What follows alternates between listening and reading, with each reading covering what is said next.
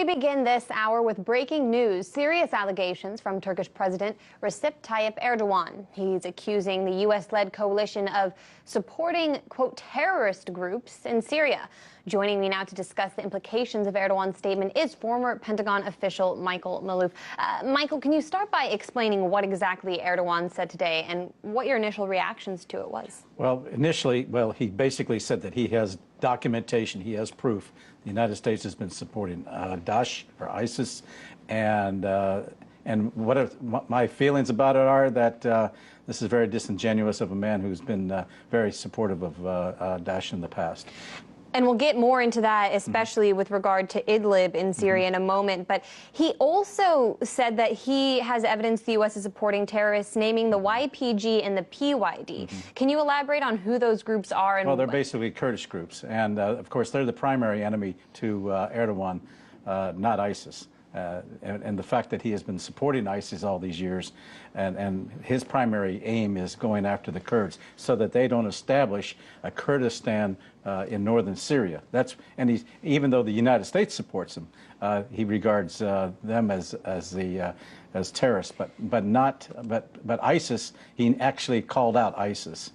And the YPG has actually been one of the most effective ground forces in fighting ISIS, That's correct? Yes, and we supply, the United States actually provides training and assistance to them and material assistance as well. So Erdogan is alleging the U.S. has supported ISIS and that he has evidence of this. You've already pointed out that Erdogan himself has a tricky history when it comes to the group. Elaborate on that and specifically talk about the city of Idlib now, because that's where all the fighters that just left Aleppo are heading. Right.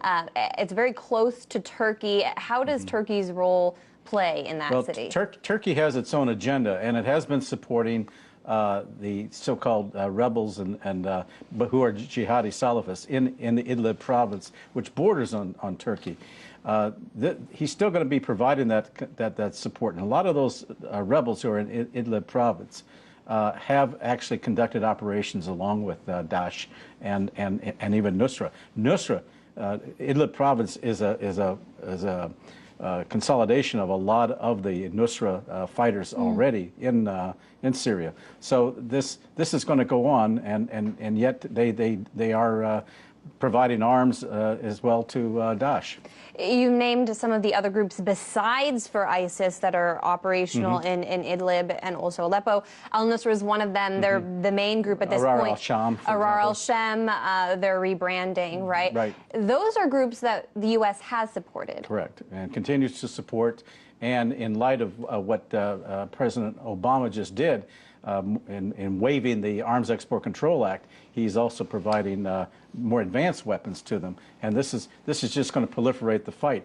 And the problem with doing that is that the Obama administration is actually going contrary to the 2012 Geneva Communique, which the United States, Russia, Iran all signed and agreed to as to a peace process with a peaceful transition of Syrian President Assad. Now, the problem is that by supplying these weapons, we're actually suggesting and telegraphing to the world that we're still out to topple Assad.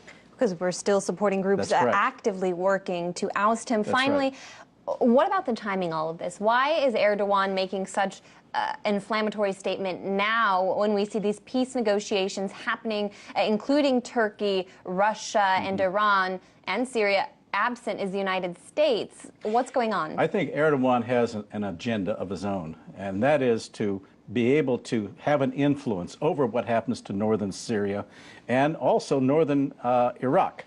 And when you look at a map that the Turkish government actually published recently, it shows Aleppo and Mosul in Iraq as part of the new Ottoman Empire, if you will. And this is his design, and he has refused to get out of northern Iraq, and contrary to what the Baghdad government has asked him to do. And so I think that he's trying to be this so-called moderating influence over the Sunnis, as opposed to the Saudis, who also continue to supply weapons to the rebels.